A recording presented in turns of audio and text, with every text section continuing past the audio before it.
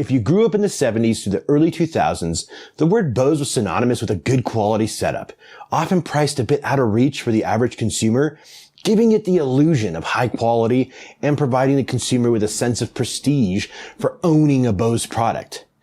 Boy, have the tables turned. Stay tuned.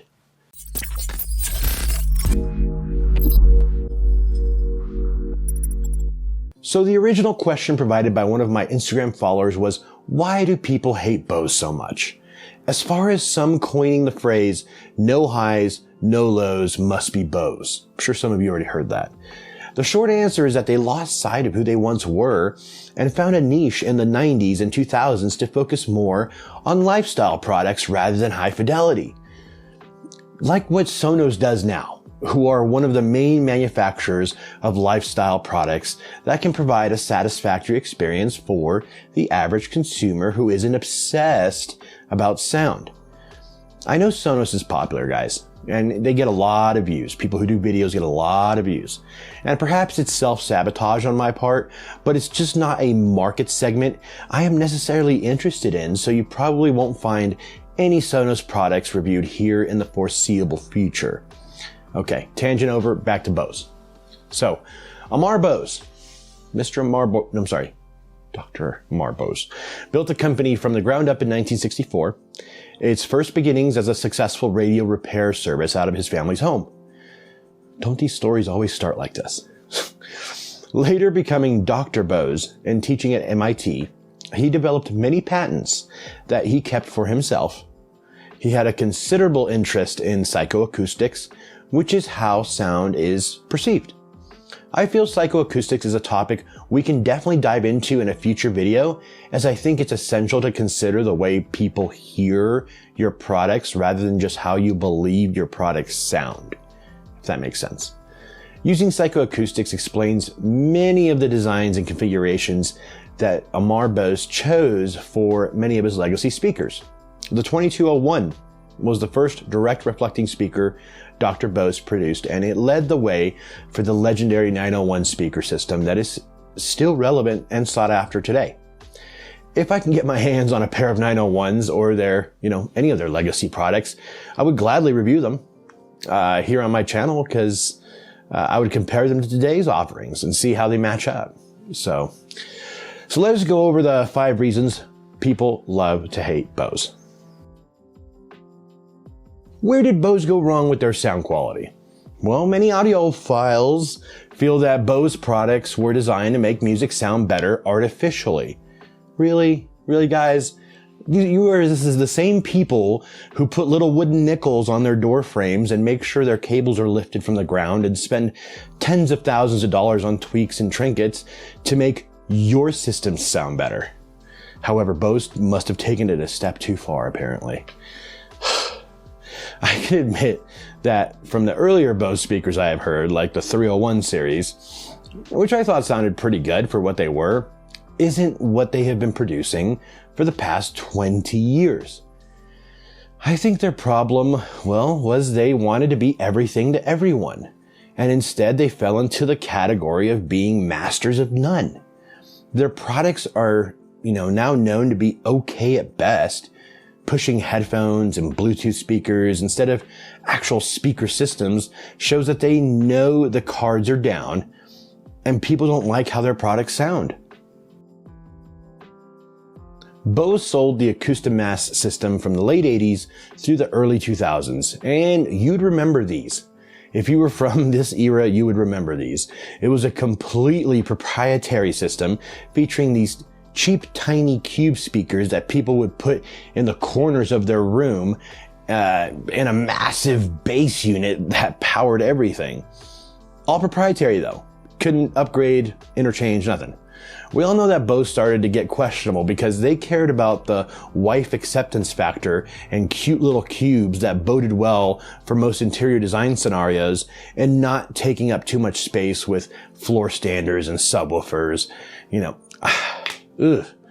I know some of you remember Bose's displays at Circuit City and Best Buy. When you heard it, you're like, whoa, and then you saw the price tag and you're like, no way.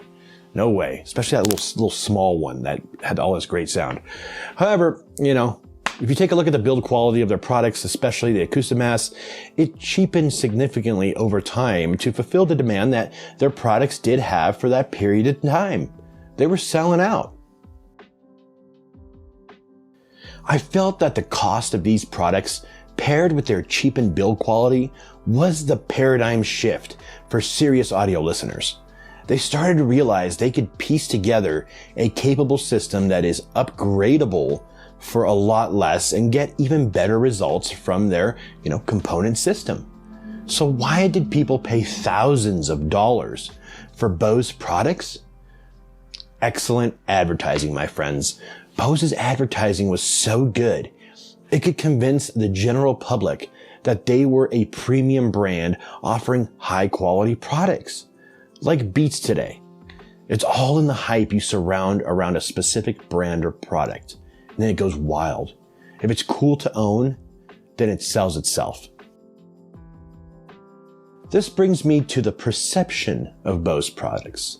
How is Bose perceived? Bose, for a while, did not publicly display speaker specifications on product listings. Some people see this as lack of transparency, as a sign of suspicion, which is understandable. The question of why should we buy a product if we don't even know what it is made of or can do comes up often with Bose products. Many people who bought Bose did so under the assumption that they were purchasing a piece of high-end audio. Well, this rattled the cages of many true audio purists because they knew this couldn't be further from the truth. However, in its time, Bose provided a pride of ownership and for many, a sense of prestige. I know I continue saying that, but it's true. Is this dishonest marketing, or did they capitalize on the hype around their company and products? Let me know in the comments below. Where is Bose now? Last year, they shut down 119 retail stores worldwide, which are their remaining 119 retail stores. So now you can only buy their products online or at a big box like Best Buy or Target or wherever they're sold.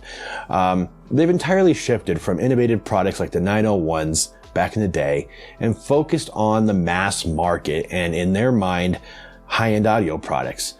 If you need a pair of earbuds, headphones, audio sunglasses, or many of their other overpriced lifestyle products, I guess you found your brand. That's you. That's all you guys.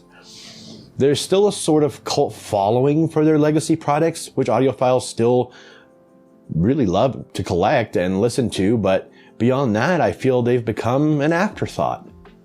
But let me make one thing absolutely crystal about all this. I don't hate Bose. I think at one point they were indeed onto something. And had they continued to innovate as they did way back when, then they could have still very well held a place in the audiophile arena. However, their current product offerings don't interest me whatsoever. As I said, it's just a shame because they could have been a lot more. I'm just glad Sonos doesn't posture like there's something they're not. Sonos knows their market. They pander pretty well to them.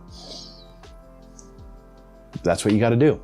Thank you all for spending some time with me today and allowing me to vent a bit about Bose. If you feel different and are a huge fan of the brand and you think I'm wrong, I encourage you to use the comments below as a platform to state your case, and I'll respond as much as I can. Otherwise, if you enjoyed the video, I would love for you to subscribe to the channel and smash that like button and stay tuned for my next video coming out very, very soon. Take care, guys, and happy holidays.